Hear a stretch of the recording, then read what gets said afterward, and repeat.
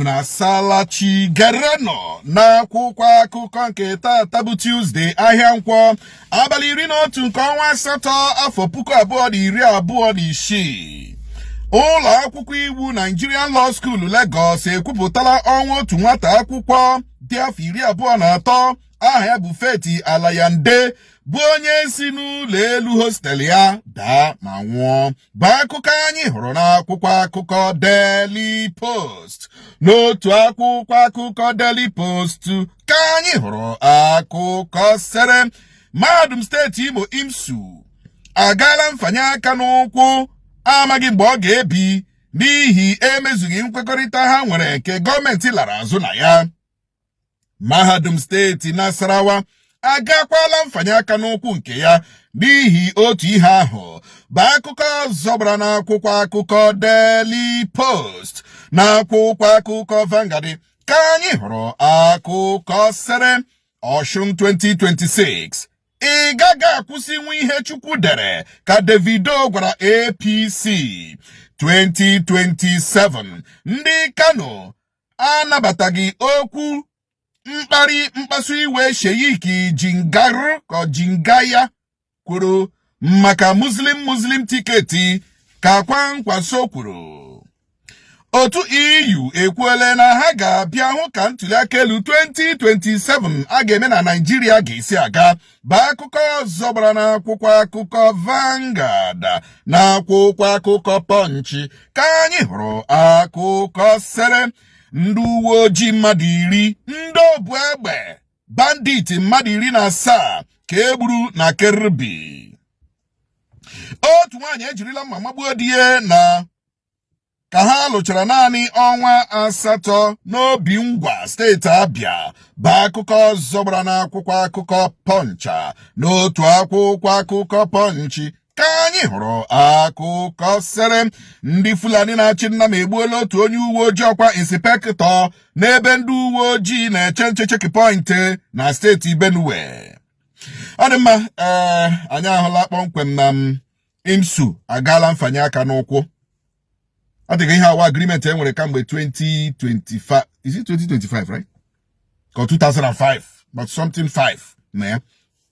We brought that na nde asu elela anya ka gọọmenti mezuo nkwa ha kwere.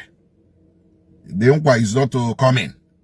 And of course, because the nkwa is not coming, they should be going. Amami na agota. Obro na ilaya ga chọpụta na for some time, apart from hana problem hana federal government, for some time, the state government is not funding IMSU. For some time now, for over a year and the state government is not funding. In fact, Hope Uzodinma IMSU ego self. I don't know. I don't think. Onye go off if you mean here because I am aware that IMSU is not being funded by the state government. I think I have but even I don't even know whether more win IMSU. They use ego school ana akwunga na fund the school on their own. I don't know. But the truth is that IMSU as a state university has been neglected by this government. Oh yes, IMSU as a state university has been neglected by this government of Hope Uzodinma. So it is not a hearsay. Got IMSU is like a secondary school. Let's structure in the IMSU. Let's go the environment IMSU. But go the here to university question. No, go there now. Nothing on here gaga. School not a painting area measure to the walkway, has to the avenues. But you know, school but again man no investigate but go to IMSU manama. Here Yirigi University. Management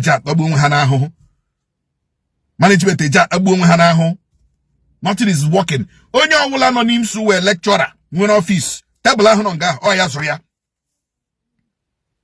I say go and ask, go and verify. Onye ọwụla wee lecturer nọ n'IMSU nwere office table ahụ o ji edege ihe oche ahụ ọ nọ n'ime nwa fridge ahụ nọ nga ahụ nwa whatever nọ n'ime office ahụ ọ wee gie ọ ya zụrụ ya ọwụhụ gọọmenti zụrụ ya dome.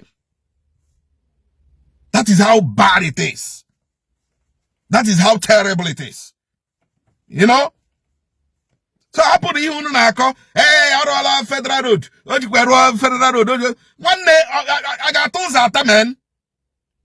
Also Orugana, federal road in the Orugana. At least Orugana state road, more rural road, Korogaya, yes, no way, Gani, Jarogaya. Oh, when you also this man on Imo State, his education in Imo is dead.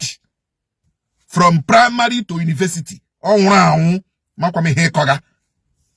I don't know what you are seeing. And when you hear Gaga Imo State, go to ministries. Ministries in Imo State is dead. Commissioners in hungry. Commissioners in Imo State is dormant.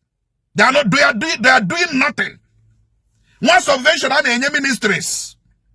Who don't want 100 ministries or Hakim 100 ministries. Here they are 100 ministries. Onye kapita shimba. No di onye nyege. Ama me rotas onye the ministries itself. You know? Onye ka onye nyege. Go to any commissioner's office. Any malt onyeregi. Malt. Mineral onyeregi. Mmiri onyeregi. Pure water onyeregi. Awe gie ka ojiri zuo ya. Ana me ekwu ka ka ekwu na owo. Ema anye wi Imo otu m no na umi Imo we information na eji hejimie go. So when you say this man is working working what exactly? Gini ka work ogadi. Ihe niile we go ndamo apụtachire teacher even na budget. Ekwesiri inyecha this institutions. Onwe ka enyege mba wele ebe ọla gakwa na akpịa. Ibagation is working. Gini ka work oga. Onye were go federal government rụọ aka ọkwa road, rụọ Onitsha road, rụọ Okigwe road. Nna na-akụ aka shi ọrụ ga ọrụ gịnị ka ọrụ ga dị ihe. Onye wụ the richest governor na Southeast. Onye the richest governor enwere na Southeast. Ma ọrụ na-eme onyanwa the richest. Oji Imo State eme gịnị? Gwanụ m oji eme gịnị? O salary ka akwụganụ. Salary akwụga akwụrụgwe. Mmadụ ole ka akwụga kwanụ salary? Ole ihe mere ka mgbe 2020 aka nwe ndị eji salary, nwe ndị aka ji pension. No, I'm asking you now. I'm asking you ndị supporters. I'm asking you ndị support gị ọrụ. Gịnị ka ọrụ ga? Ụzọ ọrụ gị o kwesịrị ịrụ, ọ ya arụ ụzọ ma akọrị aka, ọ ya kwụọ salary ma akọrị aka. O wee gaa anyị ka o ji arụ ga ya arụghị ya gbanye ihe o ji eme. Is a simple question and a simple analysis. Ọrụ ga anyị ka ọrụ ga anyị. Mepe na anya o. Nwe dị ihe unu ma mega ebe. Unu ndị supporters, nwe dị ihe unu ma mega ebe. Ma ya wụ mkpụkpa. The man na-akpụkpa ala Imo. Ma ya wụ mkpụkpa. Ga jụọ oki enwere na village unu. Ihe mkpụkpa minri. Ma ya wụ ratashi. Ọ na-atashi ala Imo. Ọ mgbe ọ ga-apụ ka ị ga-aghọta ihe m na-ekwu. But for now, ka anyị na-aga n'ubi. Ka ji na-akaje. Ọrịa oke Lassa fever. Narị mmadụ 237 anwụọla. Bụ akụkọ anyị hụrụ n'akwụkwọ akụkọ Nigerian Tribune.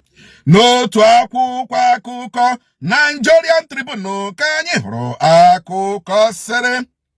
Otu nwoke a na-akpọ Soso ka Soso agwala Peter Spisukwu bịa were 500 million ka anya na ejima ya bụ Paul gbaa mgba.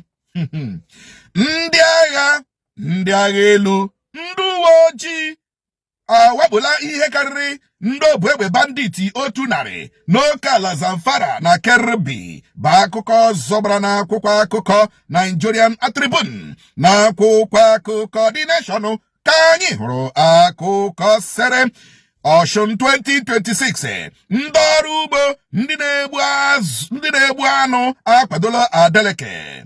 2027 Atiku Obi kwankwaso Makinde ga-ezute n'abalị 18 nke ọnwa anyị nọ n'ime ya ịbịakọta ọnụ megide Tinubu. Bụ akụkọ zọbara n'akwụkwọ akụkọ ahụ n'akwụkwọ akụkọ The Nation ka anyị hụrụ akụkọ sere egbe eluigwe agbagbuola obere nwa dị afọ 19 n'Enugu Ezike steeti Enugu.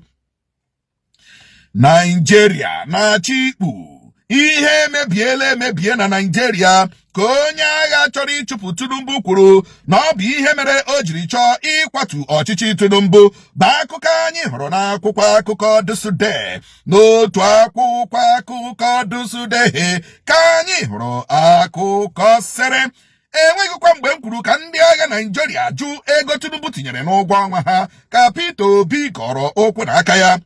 DSS anwụchiela ndị obu egbe tọrọ ndị gara ụka n'Udi steeti Enugu dịka mmadụ abụọ n'ime ndị a tọrọ gụnyere onye seminarianụ ka a napụtara. Ala ọma jijiji egbuola mmadụ 132 na Colombia bụ akụkọ zọbara n'akwụkwọ akụkọ Dusde.